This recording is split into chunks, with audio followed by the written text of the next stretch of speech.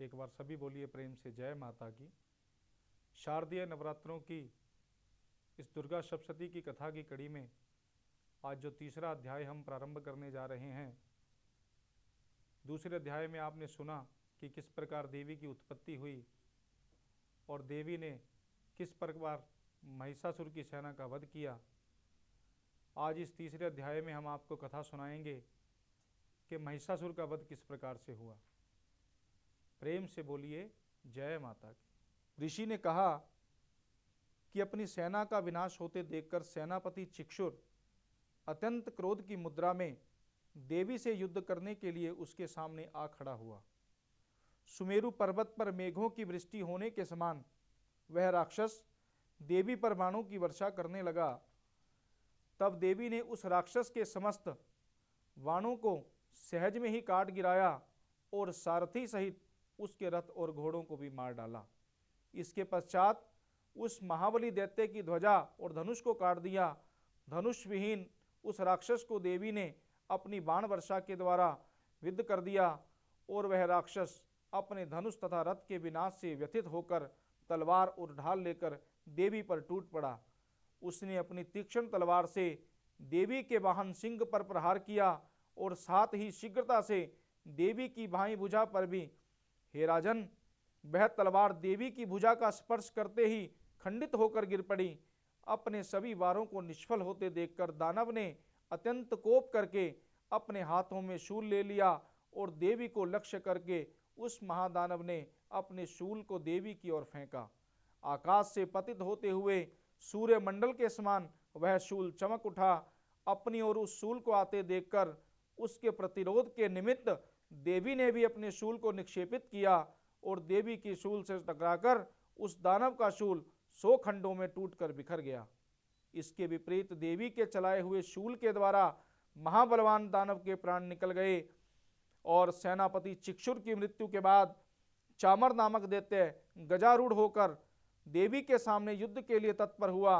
देवी के सामने पहुंचते हुई अपनी ओर से उसने शक्ति चलाई, जिसके प्रत्युत्तर में देवी ने अपनी हुंकार से ही उस राक्षस को आहत करके भूतल पर गिरा दिया।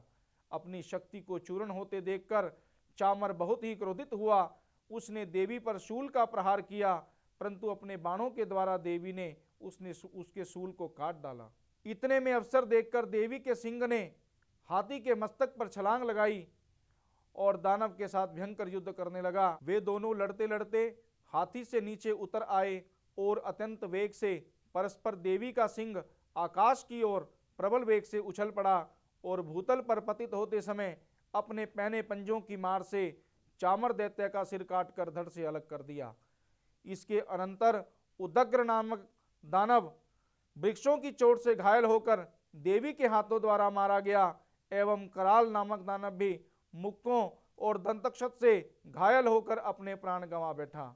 अपनी गदा के प्रहार से देवी ने उदत्त नामक राक्षस को यमालय अर्थात यमपुरी पहुंचा दिया और भिंदीपाल नामक हथियार के द्वारा बाष्कल एवं बाणों के ताम्र और अंधक राक्षसों को धराशायी कर दिया।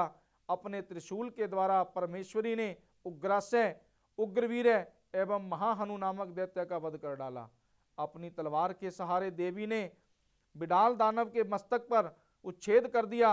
अपने प्रखर बाणों द्वारा देवी ने दुर्धर एवं दुर्मुख नामक दानवों का सफाया कर दिया। अपनी सेना का क्षय होते देखकर महिषासुर भैंसे के रूप में देवगणों को त्रस्त करने लगा। कपटवेशी दानव महिषासुर ने कितनों को ही अपने थुथुन से मार दिया, कितनों को खुराघात से, कितनों को पूंछ की फटकार से एवं कुछेक गणों को अपने नुकीले सींगों से विदीर्ण कर दिया। कितने ही गणों को प्रबल वेग से, किसी किसी को गंभीर गर्जना के द्वारा, किसी किसी को घुमाकर और कितनों को ही अपने प्रक्षेपित वायु के प्रबल झोंकों से भूमि पर सुला दिया। इस प्रकार गणों की सेना को तितर बितर कर वह दैत्य देवी वाहन सिंह को मारने के लिए बड़े वेग से झपट पड़ा। उसके इस दुस्साहिक कार्य से महामाया को अत्याधिक क्रोध उत्पन्न हो गया। उधर महाबलवान महिषासुर क्रोधातुर होकर अपने खुरों से धरती को कुरेदने लगा और बड़े बड़े शिलाखंडों को सींगों से उठाकर फेंकता हुआ गुरगर्जना करने लगा। उसके द्रुत गति से दौड़ने के कारण पृथ्वी विक्षुब्ध हो उठी। मानो वह फट जाएगी। उसकी पूंछ की फटकार से सागर पृथ्वी को जलमग्न करने लगा। उसके कंपित सिंगों के आघातों से आकाश स्थित मेघ समूह तितर बितर हो गए। उस राक्षस के श्वास की प्रचंड वायु के कारण सैकड़ों पर्वत उड़ उड़कर आकाश से धरती पर गिरने लगे। उस महाकाय दानव का लक्ष्य अपनी ओर देखकर चंडिका देवी ने उसके हनन के निमित्त उस पर अपना क्रोध प्रकट किया। सर्वप्रथम देवी ने अपना पास फेंककर उस महाबलशाली दानव को बांध लिया। जब उस राक्षस ने अपने को आबद्ध पाया तो अपने कपट वेश का त्याग कर दिया। इसके अनंतर वह राक्षस कपटी सिंह बनकर देवी के सम्मुख आ गया। तब अंबिका ने ज्यों ही उसका मस्तक काटना चाहा, त्यों ही वह मायावी राक्षस खड़गधारी पुरुष वेश में सामने आ गया। देवी ने महिषासुर को उसी क्षण उसके ढाल तलवार सहित अपनी बाण दृष्टि के द्वारा बेंध दिया। अब वह राक्षस कपटी गजराज के रूप में अपनी सूंड की सहायता से देवी के विशालकाय सिंह को अपनी ओर खींचने का विफल प्रयास करने लगा और साथ ही चिंघाड़ने लगा। खींचने की कुचेष्टा करते ही देवी ने उसकी सूंड को अपनी तलवार से काट डाला।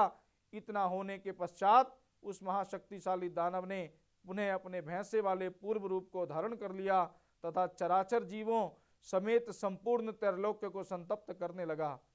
उस राक्षस की ऐसी उदंडता देखकर जगत जननी चंडिका देवी बार बार मधुपान करते हुए अट्टहास करने लगी और वह मदान्वित दैत्य भी उद्यत होकर गंभीर ध्वनि करने लगा और अपने सींगों पर पर्वतों को उठा उठाकर देवी पर उछालने लगा और उस दानव द्वारा शिलाखंडों को अपने बाणों द्वारा देवी विचूर्ण करते हुए कहने लगी।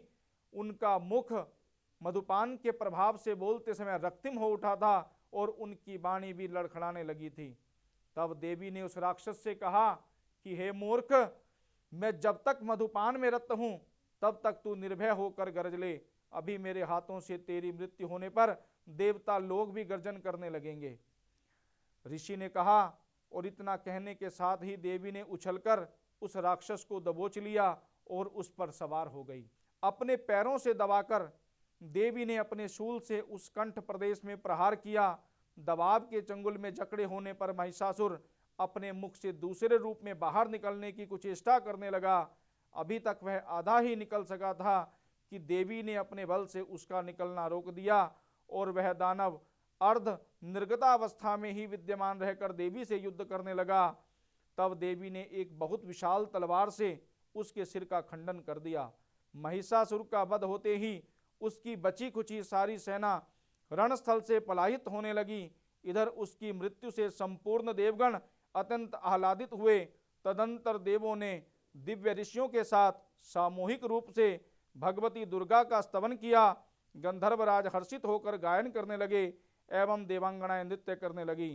तो इस प्रकार भक्तों, आपने इस तीसरे अध्याय में मां भगवती के द्वारा महिषासुर के वर्धन का ये सब कथा श्रवण किया और यहीं से माता का नाम महिषासुर मर्दिनी व्याप्त हुआ। महिषासुर मर्दिनी माता ने जिस प्रकार महिषासुर का मर्दन किया उसी प्रकार हम सभी के दुर्गुणों का भी मर्दन करे और अपनी कृपा दृष्टि बनाए रखे। प्रेम से बोलें जय माता की।